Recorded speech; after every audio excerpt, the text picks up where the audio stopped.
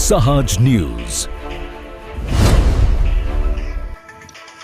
કેશોદમાં શાળા પ્રવેશોત્સવની ભવ્ય ઉજવણી. નવા વિદ્યાર્થીઓનું ઉષ્માભેર કરવામાં આવ્યું સ્વાગત. નમસ્કાર, સહજ ન્યૂઝ સાથે હું છું ગોપાલ ભેસાણી. રાજ્ય સરકારના શાળા પ્રવેશોત્સવ અભિયાન અંતર્ગત કેશોદની શ્રી સરકારી LK હાઈસ્કૂલ ખાતે ભવ્ય શાળા પ્રવેશોત્સવ કાર્યક્રમ યોજાયો હતો. શિક્ષણ દ્વારા બાળકોના જીવન ઘડતર અને રાષ્ટ્રીય નિર્માણના પાયાને મજબૂત બનાવવાના હેતુ સાથે યોજાયેલા આ કાર્યક્રમમાં નવા પ્રવેશ મેળવનાર વિદ્યાર્થીઓનું ઉષ્માભેર સ્વાગત કરવામાં આવ્યું હતું. કાર્યક્રમની શરૂઆત કેશોદ નગરપાલિકાના પ્રમુખ પ્રતીક્ષાબેન કેયુરભાઈ દેવડિયા તેમજ ઉપસ્થિત મહાનુભાવોના હસ્તે દીપ પ્રગટ્ય કરી કરવામાં આવ્યું હતું.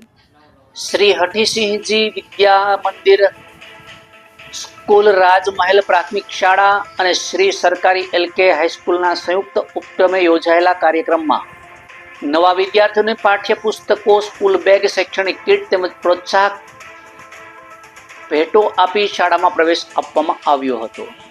આ પ્રસંગે કેશોદ નગરપાલિકા પ્રમુખ પ્રતીક્ષાબેન દેવડિયા, પ્રવીણભાઈ ભાલારા, ભરતભાઈ કોરિયા સહિત નગરપાલિકાના સભ્યો, ભારત વિકાસ પરિષદના ડોક્ટર સ્નેહલ તન્ના, ભૂપેન્દ્રભાઈ જોશી, જિલ્લા ઉદ્યોગ કેન્દ્ર જૂનાગઢના પ્રતિનિધિ મિલેશભાઈ, હઠીસિંહજી વિદ્યા મંદિરના આચાર્ય દેવેનભાઈ ઠાકર, LK હાઈસ્કૂલના પ્રિન્સિપલ DK ઠાકર, રાજમહેલ પ્રાથમિક શાળાના આચાર્ય ચેતન રાજા, CRC કોઓર્ડિનેટર વિરમભાઈ ચોચા તેમજ SMDC કમિટીના સભ્યો હાજર રહ્યા હતા. મહાનુભાવો અને દાતાશ્રીઓના હસ્તે વિદ્યાર્થીઓને શૈક્ષણિક કીટનું વિતરણ કરવામાં આવ્યું હતું. કાર્યક્રમ દરમિયાન શિક્ષણના મહત્વ અંગે માર્ગદર્શન આપવામાં આવ્યું હતું અને અંતે પર્યાવરણ જાગૃતિના સંદેશ સાથે વૃક્ષારોપણ કરવામાં આવ્યું અને આભાર વિધિ સાથે કાર્યક્રમનું સમાપન કરવામાં આવ્યું હતું. રિપોર્ટર દિનેશ કાનાબાર, સહજ ન્યૂઝ, કેશોદ. આજ રોજ તારીખ 25 જૂન 2026ના રોજ સરકારી LK હાઈસ્કૂલ ખાતે શાળા પ્રવેશોત્સવનો કાર્યક્રમ ઉજવાયો, જેમાં હઠીસિંહજી વિનય મંદિર તેમજ રાજમહેલ પ્રાથમિક શાળાના સંયુક્ત ક્રમે આ કાર્યક્રમ યોજવામાં આવેલો. આ કાર્યક્રમમાં નાના ભૂલકાઓને તેમજ ધોરણ 9 અને 11ના બાળકોને પ્રવેશ આપેલો.